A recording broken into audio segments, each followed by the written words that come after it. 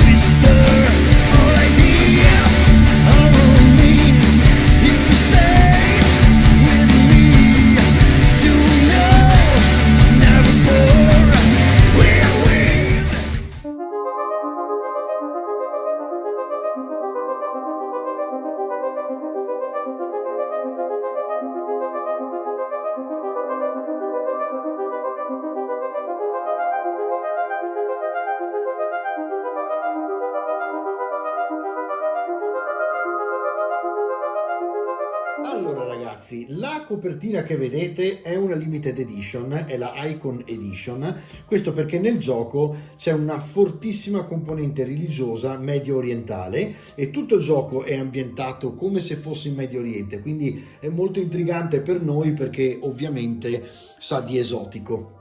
La cosa molto intelligente, interessante, è che loro hanno messo all'interno veramente un sacco di ingredienti che per noi appunto sono più particolari e sono, per esempio, avete le carte, per esempio, e con queste carte voi avete tutta una serie di opzioni che potete utilizzare e praticamente sono una sorta di tarocchi, finti ovviamente, dove praticamente si sono raffigurate molte icone e poi all'interno del gioco si scopre come possono essere utilizzate nel gioco. Ma diciamo che c'è appunto questa componente in cui voi potete avere fede in un particolare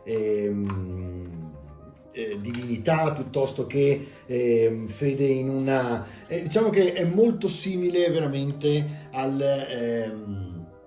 all'Islam come impostazione, ok? Però non è facilissimo parlarne perché la sezione è anche lunga e quindi la cosa migliore è andare a leggere tutta la parte, insomma. Coriolis comunque è un gioco che è stato fatto, come vi dicevo, dalla Free League. La Free League è quella che ha fatto appunto anche Alien e ha questo modo di tra l'altro mentre vi sfoglio il regolamento, guardate le immagini che come sempre Free League ci abitua a vedere, cioè veramente fatti benissimo. Hanno dei giochi di ruolo che hanno delle illustrazioni che solo guardarle fa parte del collezionismo, no? E quindi in realtà è un piacere anche leggerlo perché c'è tutta una parte molto importante nel background. Tra le altre è molto interessante il fatto che loro iniziano per esempio subito con i personaggi, quindi è come se voi partiste dal manuale del giocatore, per capirci, quando qui avete tutto in uno, quindi preso un manuale iniziate a giocare e avete i personaggi. I personaggi sono veramente molto particolari perché non ci sono il classico guerriero, il mago, eccetera, trasposti nella fantascienza, ma sono praticamente molto particolari, quindi va letto che cosa fanno, hanno dei rapporti con un mentore, quindi c'è sempre un mentore, poi c'è un nemico, un antagonista che è una sorta di nemesi, quindi l'opposto loro, e tutto questo va gestito all'interno del gioco e il master deve gestirlo. Immaginate quando sono 4 giocatori con 4 mentori, 4 nemesi diverse, potrebbero intrecciarsi le storie una con l'altra. Ma guardate per esempio il tipo di personaggio, l'apripista, ok? Poi c'è l'artista, cioè immaginate, è difficile, no? Potrebbe essere il cosiddetto bardo, ma è molto lontano in realtà l'artista. Fuggitivo, che potrebbe essere per esempio un rogue, ma in realtà ha diverse componenti diverse dal delinquente, è semplicemente uno che sta scappando. Potrebbe essere uno che è scappato non dalla prigione, ma da un pericolo di X problemi che lo stanno praticamente attanagliando. Il marinaio, poi abbiamo il negoziatore che è un diplomatico, l'operativo che è un agente praticamente e poi scoprirete, pilota, predicatore, guarda che illustrazioni che vi sfoggiano solo sui personaggi.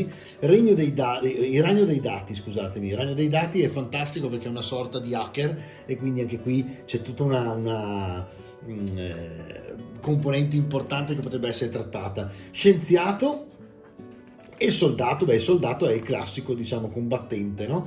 E da qui passano alle abilità e a capire come funzionano le abilità nel gioco. Allora, qui vi racconto subito una cosa, perché se andate a pagina 54, voi vedete come funziona il discorso dei dadi. Ed è semplice ma interessantissimo. In poche parole, se voi avete un'abilità e potrebbe essere qualsiasi tipo, potrebbe essere appunto la possibilità la capacità di combattere piuttosto che di saltare, quindi anche l'agilità che è la caratteristica. A quel punto voi avete un tot di dadi per la vostra caratteristica e un tot di dadi per la vostra abilità. Mettiamo caso che siete molto agili e avete 6 in totale, quindi avete tipo una caratteristica di agilità 4 più 2 di abilità nelle salti acrobatici. Ora in realtà non sto utilizzando le regole, non mi ricordo se c'è salti acrobatici, ok? Lo sto dicendo per farvi un esempio, ma il succo del discorso è questo: voi utilizzate solo dadi da 6, tirate i 6 dadi che sono la caratteristica più l'abilità e tutti i 6 rappresentano un successo, quindi questi sono un insuccesso e vengono scartati, questi sono un successo, un 6 basta già per essere riusciti a fare quello che volevate, ma da 2 a 3 addirittura 6 in un lancio fanno praticamente diventare il salto acrobatico in questo caso molto più spettacolare e utile. Quindi con 2 sarete molto molto bravi a saltare senza nessun problema, con 3 addirittura un successo critico, avete tutta una serie di successi da andare a vedere sulle tabelle che vi permettono anche di aggiungere magari un ingrediente al salto, e questo era per farvi un esempio, però è molto interessante. Quindi il sistema dei dadi, in poche parole, per ripetervelo, voi sommate i dadi che vi servono in base alle vostre caratteristiche e abilità, lanciate i dadi e i 6, ecco qui ho fatto un critico per esempio, i 6 rappresentano il successo. Da 1 a 3, 6 ci sono ovviamente delle differenze, e questo è praticamente come funziona a livello di sistema di gioco. Ovviamente va scavato a fondo, ma è molto semplice come vedete, quindi in realtà anche nei combattimenti, cioè è veramente fatto bene, studiato bene. Tra le altre è molto simile a Alien, che in questa cosa ha addirittura 2 tipi di dadi diversi da 6 speciali fatti apposta per Alien, che la Weird mi ha gentilmente mandato, quindi vi farò un tutorial anche su come utilizzare i dadi di Alien.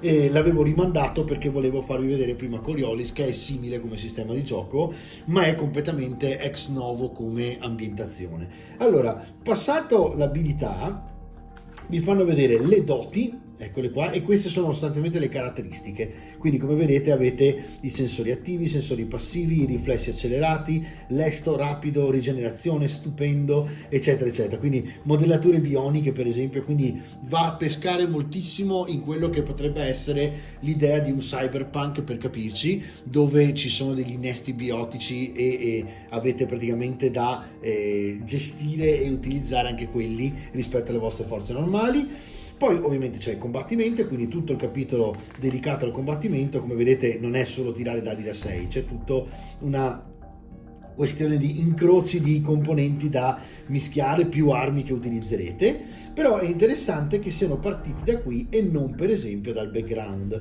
Infatti il background, e qui avete le armi e le attrezzature per esempio, quindi va avanti proprio come se fosse il manuale di un giocatore, ok? Dove voi capite come funziona il personaggio e dopodiché andate a leggervi in realtà il background che in realtà trovate verso la fine.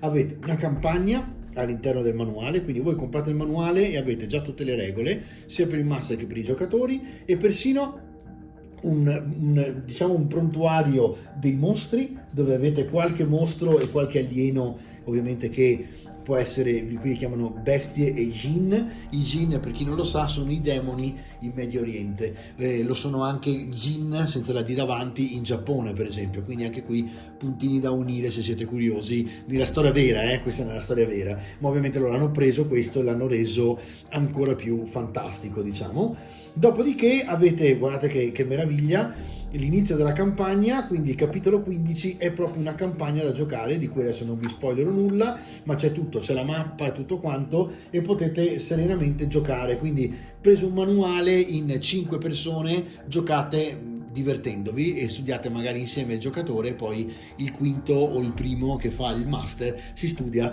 la parte finale del manuale. Ci sono le fazioni e spiega che cos'è Coriolis, spiega praticamente, vi racconto la storia in breve perché poi arrivano in questo sistema QA e non si capisce, ma la storia è veramente intrigante. In poche parole ci sono diciamo degli esseri umani che decidono di partire su una nave, un'astronave ovviamente, e andare verso un sistema dove hanno trovato un esopianeta, quindi un pianeta simile alla Terra, che gli permetta di poter colonizzare e andare avanti con l'umanità. Partono e ci mettono quasi 800 anni, se non ricordo male, ad arrivare in un sonno, veramente un sonno ibernato, quindi loro restano in ibernazione e arrivano lì, no?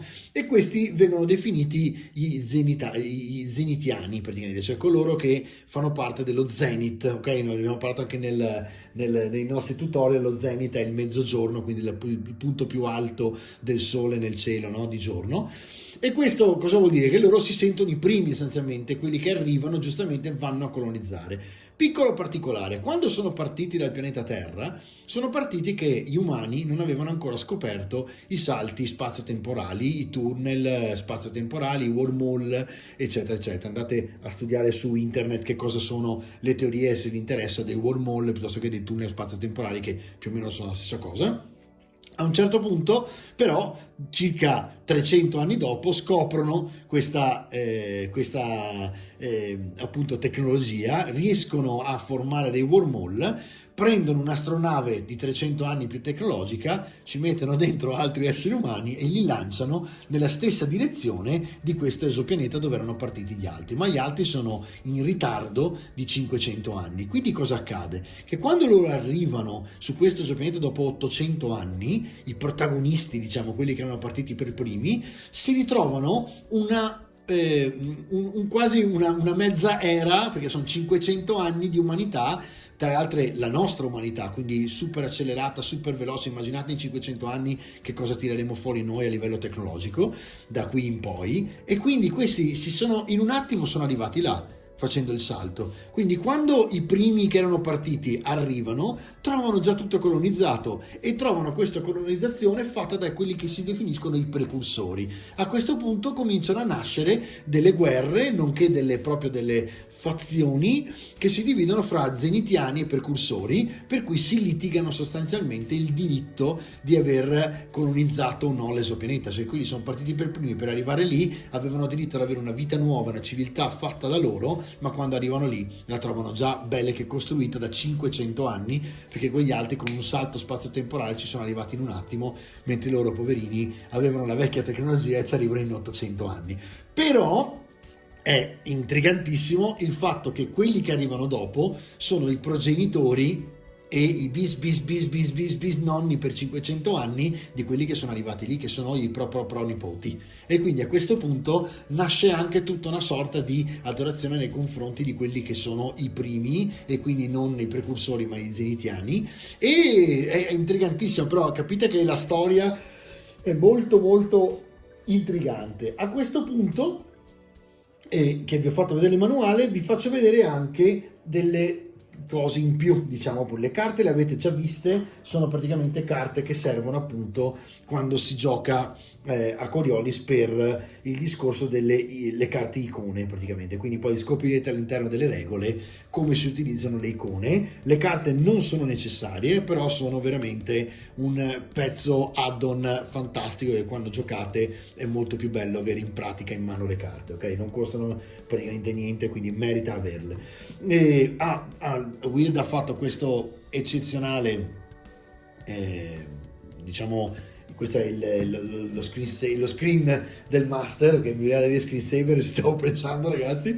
Allora praticamente ovviamente questo è cartonato, lucido, si piega e si chiude, ok? E dall'altra parte avete, come tutti quanti i buoni screen da master, tutti i dati che possono servire al master in velocità per poter essere consultati senza dover appunto andare a aprire il manuale continuamente. E questo è, diciamo, lo schermo del master. Dopodiché ho preso, e la Will mi ha mandato, perché gliel'ho chiesto proprio perché mi ha appassionato davvero tanto sia a livello grafico sia a livello proprio di questo mondo, ho chiesto appunto un po' di cosine interessanti da farvi vedere. Qui c'è un compendio di armi e equipaggiamento, quindi all'interno di questo piccolo manuale avete, e guardate, è incredibile perché con tutta questa qualità non avete praticamente granché di costo quando lo andate a prendere, perché effettivamente è un manuale solo più dei compendi che non hanno nessun costo esagerato, quindi fantastico anche sotto questo aspetto. E qui avete tutta una sezione che ovviamente nel manuale c'è ma non è fatta così, di artefatti, di attrezzature che sono in più rispetto a quelle del manuale, dove avete addirittura, vedete, delle innesti tutte speciali, dove avete delle aggiunte di braccia dietro la schiena, robotiche ovviamente, e quindi questo è un altro compendio interessantissimo. E poi ci sono tutta una serie di avventure. La nave morente è eccezionale da fare dopo quella che avete trovato praticamente all'interno del manuale, o anche il segreto di Aram, perché sono non enormi, ma guardate comunque quanto materiale c'è all'interno per fare l'avventura, e ovviamente sono ambientati in pianeti diversi del sistema. E poi mi deve arrivare ancora la seconda parte perché deve ancora essere appunto stampata, e la prima parte incredibile dell'emissario perduto, che è praticamente un'avventura che sembra un manuale, perché è veramente grande come il manuale del giocatore per esempio di Dungeons and Dragons. Guardate anche di più, guardate che avventura è questa, che sostanzialmente è veramente una campagna da giocare in mesi di gioco, dove veramente andate a scavare a fondo diciamo la spettacolarità del gioco, perché vi fa veramente vedere la profondità. È una fantascienza molto seria, molto adulta, non ha a che fare con mostriciattoli cartoon stile Halo, ma siamo proprio nello stesso, diciamo, ambiente di Alien, solo che a livello di mood, ok? Solo che qui abbiamo veramente tutta quella componente medio orientale che lo rende mistico e veramente mi viene a dire iconico, ma perché lo è in realtà, ma è, diciamo, esotico, questo è il termine giusto. Quindi ragazzi, io spero che vi sia piaciuta questa breve descrizione, e soprattutto che vi faccia voglia di ogni tanto provare a cambiare giochi, perché i giochi di ruolo sono tantissimi, e devo dire la verità, da quando ho scoperto Weird questa cosa mi è entrata dentro, perché ne ho ancora altri da farvi vedere di Weird, non smettono mai di produrre. Tra l'altro tra poco arriverà un pre-order spettacolare, probabilmente è il gioco di ruolo di Weird che di più aspetto in assoluto, che è Forbidden Lands. Quindi so che insomma il pre-order prima o poi arriverà quest'anno, e siamo insomma a un livello veramente altissimo di qualità di stampa, qualità del materiale utilizzati, qualità del diciamo produttore del gioco, quindi in questo caso di Free League, piuttosto che altri che sviluppa Weird qui in Italia. Però hanno veramente una componente nuova e profonda, ecco, mi viene a dire profonda, rispetto al classico gioco di ruolo che può essere D&D, che prendi i giochi, c'è il guerriero e il mago, bellissimo, perché lì hai lo spazio per la fantasia e il resto sembra già tutto automatico ormai dopo quasi 50 anni, 40-50 anni che ci giochiamo, ma qui abbiamo veramente una qualità profonda da veramente approfondire, è il termine giusto. Quindi ragazzi, vi rimando a un recap e vi racconto un attimino le ultime due cose e vi saluto.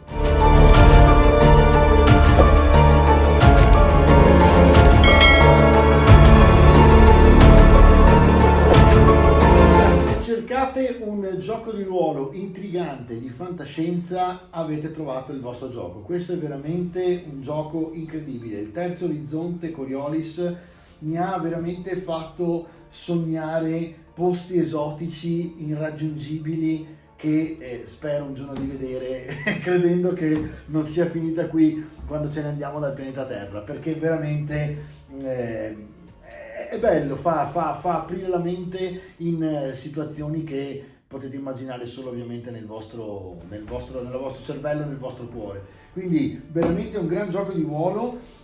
Sto ancora ovviamente leggendo anch'io, non ho letto le regole al 100%, ecco perché infatti ve ne ho parlato un po' alla larga. Mi ha intrigato tantissimo questo sistema di lancio dei dadi da 6, perché mi ha colpito il fatto che essendo un gioco di ruolo così complesso in realtà a livello di background non abbiano utilizzato tutti i dadi diversi, cioè sto sempre lì che aspetto quello che fa il dado nuovo che ancora non esiste, cioè oltre ai dadi poliedrici che già ci sono, uno nuovo che non esiste, perché penso troveranno qualcosa da fare di complicato ancora di più, e invece sono riusciti a semplificare questo sistema in un modo eccellente, perché poi nel frattempo questo lascia spazio ovviamente a tutta la narrativa, alla descrizione dell'esplorazione dei pianeti, dei luoghi, delle persone, di come sono fatte le persone, e qui soprattutto gli intrighi che ci sono e i legami che ci sono fra nemici e amici, quindi è veramente incredibile. Poi c'è questo rapporto con le icone,